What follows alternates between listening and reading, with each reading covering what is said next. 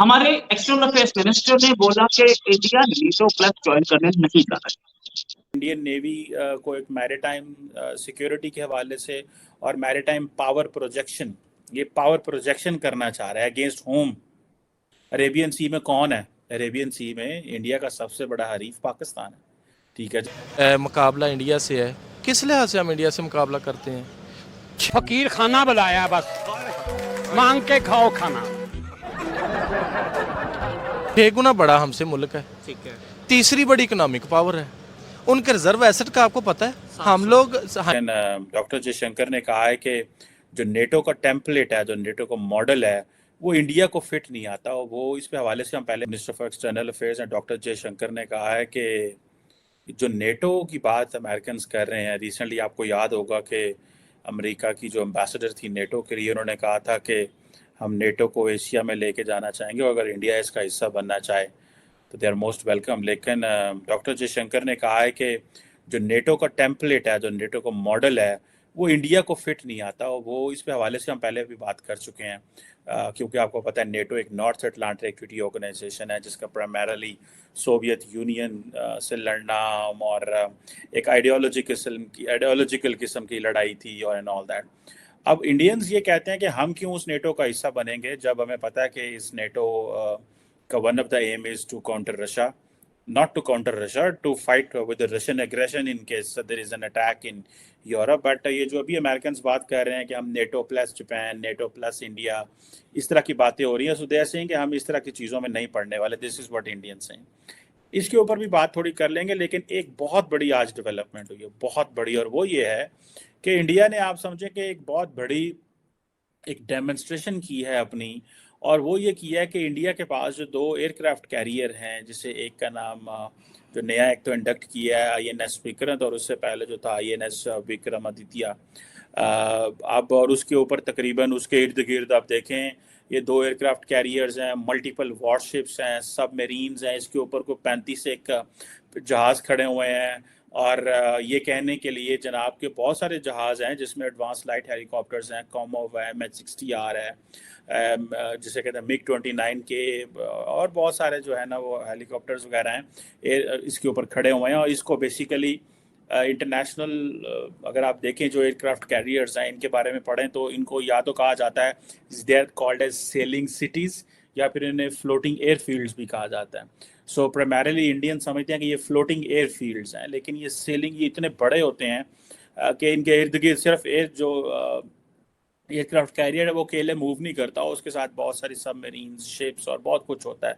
उसके ऊपर भी सारी बात है, बहुत जहाज़ होते हैं, सो उसकी बड़ी कैपेसिटी है। लेकिन इन्होंने ये जो 2 एयरक्राफ्ट कैरियर्स हैं ये गए किधर हैं? ठीक है जी, ये अरेबियन सी के अंदर आप अगर देखें तो they have made their ingress, वो पे आए हैं। और वो जो इंडियन नेवी के स्पोक्स पर्सन है कमांडर विवेक साहब, उन्होंने कहा है कि इसका मकसद जो है ये एक इंडियन नेवी को एक मैरीटाइम सिक्योरिटी के हवाले से और मैरीटाइम पावर प्रोजेक्शन, ये पावर प्रोजेक्शन करना चाह रहा है अगेंस्ट होम।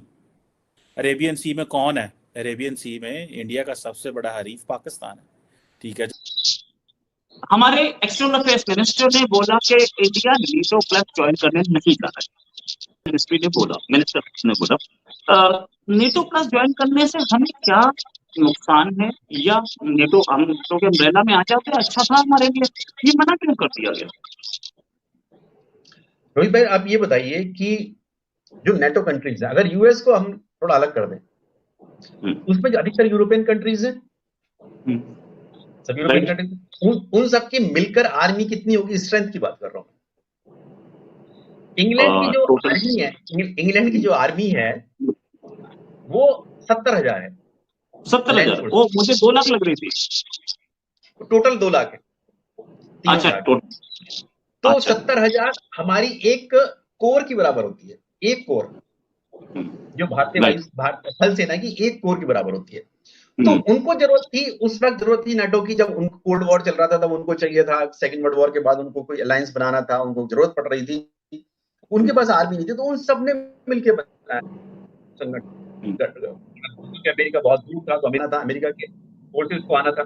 लेकिन अब जब भारतीय थल सेना तो दुनिया की दूसरी तीसरी सबसे बड़ी सेना है, तो इनके पास तो ऑलरेडी अपने पास इतने इतने रिसोर्सेज हैं, इतना ह्यूमन रिसोर्स है इनके पास है, इनका अपना लॉजिस्टिक इतना बड़ा है, तो इनको क्या जरूरत है नाटो की? नाटो बना हुआ है वहां के लिए, यूरोप के लिए बना है। तो क्या हमारे सैनिक वहां जाएंगे, लड़ने के लिए जाएंगे? किससे लड़ने के लिए जाएंगे? रशिया से। रशिया तो हमारा मित्र है, टाइम टेस्टेड पार्टनर हमारा रहा है, तो क्या हम उनसे लड़ने के लिए जाएंगे? और दूसरी जरूरत क्या है भारत को? हाँ, भारत ये जरूर, अगर उनको जरूरत पड़ती है कि भाई उनको मदद चाहिए, सैन्य मदद चाहिए, उनको सैनिक की जरूरत है, तो वो अमेरिका के पास है। अमेरिका की भी अपनी टॉप 3 में है, उनकी तो आर्मी है। तो हमें उससे क्या फायदा होगा? और दूसरी बात और है, अगर प्रधानमंत्री मोदी के, आपने ध्यान होगा यूक्रेन की जब प्रेसिडेंट से बातचीत हुई थी अभी जापान में G7 वाले, उन्होंने क्या कहा था वहां पर कि युद्ध, हालांकि कहा उन्होंने युद्ध के संक्षेप में कहा था कि युद्ध चल रहा है तो उसको आप राजनीति और आर्थिक परिवेश में क्यों देख रहे हैं आप उसको?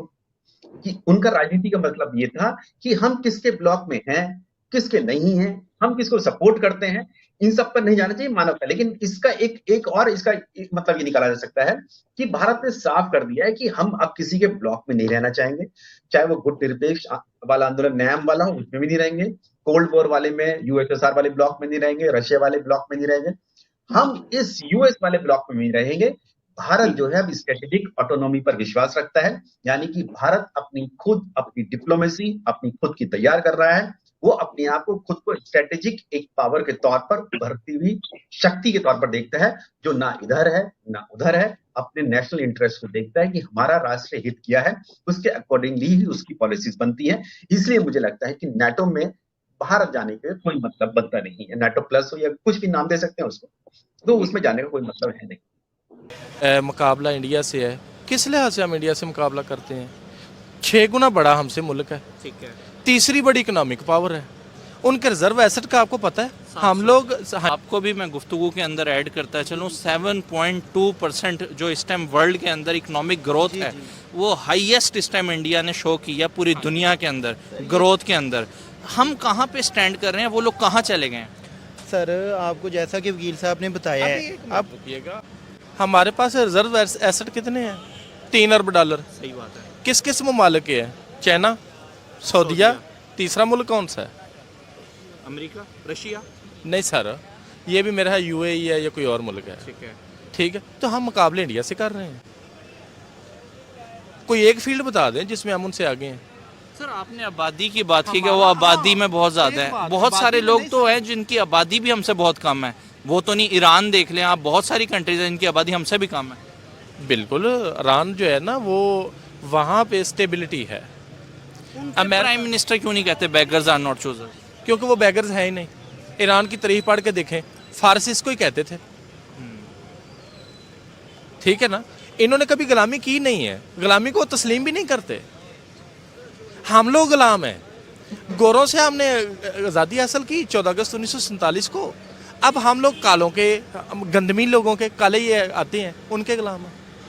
क्या आपको लगता है कि आप आज़ाद हैं?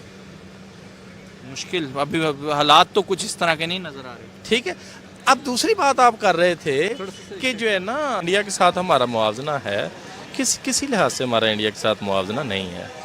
ठीक है, हाँ, कुछ मामलात के अंदर जो है ना वो हम। अगर आपको मेरा वीडियो पसंद आया तो लाइक करें, अगर आप मेरा चैनल को नया है तो सब्सक्राइब करें, क्योंकि ऐसा वीडियोस रोजाना लेकर आते रहता हूँ। मिलते हैं अगले वीडियो में, तब तक के लिए धन्यवाद। जय हिंद, वंदे मातरम।